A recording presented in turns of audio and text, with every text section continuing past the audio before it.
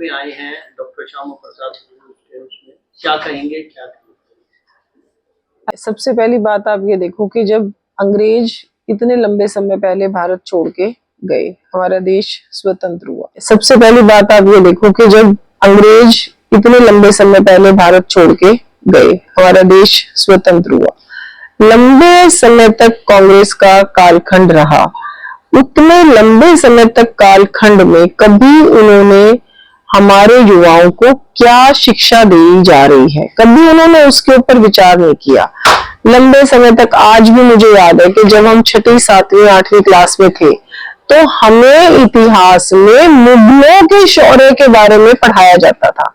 जिन मुगलों ने हमें गुलाम बनाया, जिन मुगलों ने हमारी सांस्कृतिक परंपराओं को नष्ट किया, भारत जैसे देश में जिन्होंने पर्दा प्रथा कहीं शुरू करवा दी, कभी सती प्रथा हमारी शुरू हो गई, बाल विवाह जैसी कुरीतियां हमारी शुरू हो गई, क्योंकि हमारी महिलाएं जो है वो असुरक्षित थी। तो ये सब कुरीतियां हमारे समाज में आई। हमारी बेटियों का घर से बाहर जाना बंद हो गया, हमारी बेटियों की शिक्षा बंद हो गई, सब विषय जो है वो बंद हो गए। और ऐसे मुगल जिन्होंने पूरे के पूरे भारत के चाहे मंदिर थे, मंदिरों को नष्ट कर दिया, हमारी संस्कृति को पूरी तरीके से तहस नहस कर दिया, उन लोगों के बारे में हम 3-4 साल तक ये पढ़ते रहे कि उन साल बाबर का बेटा कौन है, अकबर का बेटा कौन है, जिन लोगों ने हमारे ऊपर गुलामी करी, हम उन्हीं की शौर्य गाथाएं पढ़ते रहे। कभी देश के असंख्य अनसंग हीरोज, हमारे स्वतंत्रता सेनानी, कितने सारे लोग ऐसे हैं जिन्होंने देश पर अपनी जान न्यौछावर कर दी। चाहे हम भामाशाह की बात करें, चाहे हम टोडरमल जी की बात करें, किस तरीके से उन्होंने अपने देश के लिए खजाने खोल दिए। फिर चाहे हम डॉक्टर श्यामा प्रसाद मुखर्जी की बात करें, जो हमें अंत्योदय और एकात्म मानववाद जैसी विचारधाराएं देकर गए, और चाहे हम 25 जून जैसे काले दिवस की बात करें जब देश के लोकतंत्र की हत्या हुई, तो वो सारे के सारे विचार जो हमारा देश परम वैभव पर था, जो हमारे हम राम से जुड़े हैं, हम कृष्ण से जुड़े हैं, तो ये सारी की सारी चीजें कहीं पर भी हमारे पाठ्यक्रम में नहीं थी।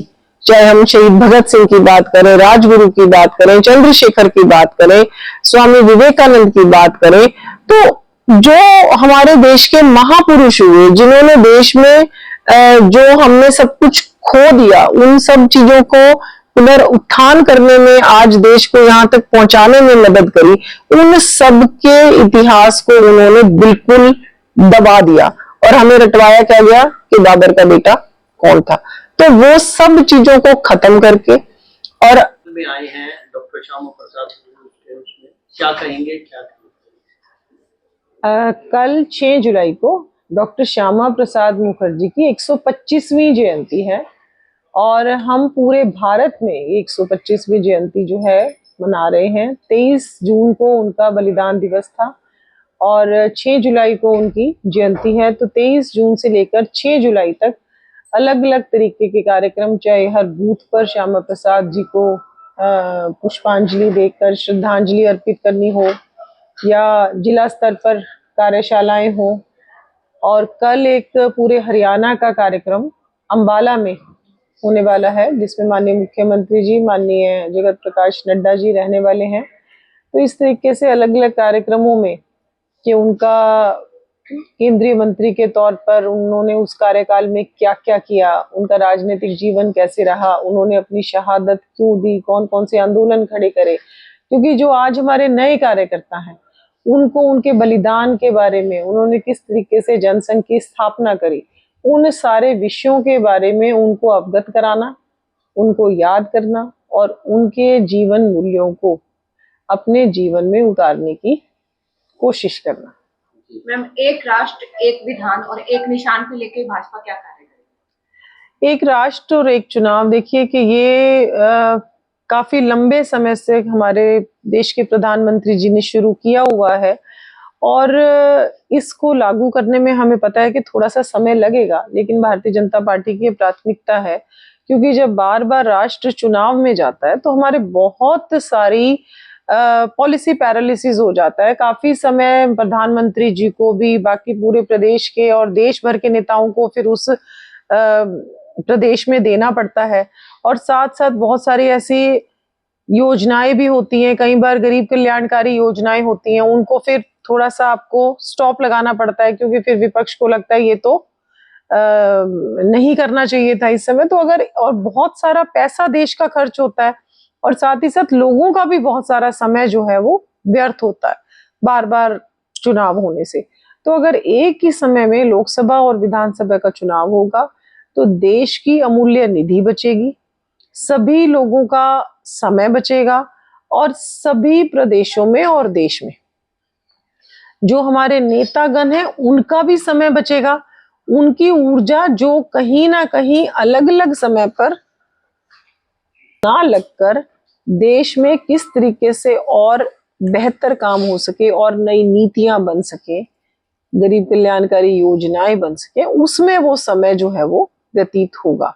तो भारतीय जनता पार्टी अभी इसके लिए एक देश एक चुनाव, इस विचार को लेकर नीचे तक गई है। चाहे हमारे बुद्धिजीवी लोग हैं, चाहे हमारे विद्यार्थीगण हैं, चाहे भारतीय जनता पार्टी के नेता हैं, कार्यकर्ता हैं, सब में इस विचार को हम नीचे तक लेकर जा रहे हैं। और जैसे ही समय आएगा तो भारतीय जनता पार्टी इस विषय के ऊपर अवश्य काम करेगी।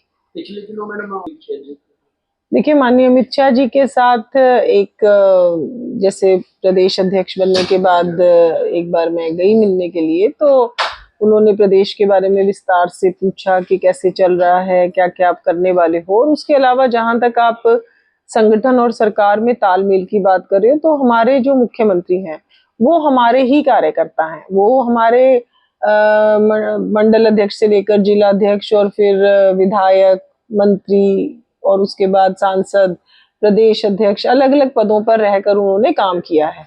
तो वो हमेशा कहते हैं कि मैं एक मुख्य सेवक हूँ।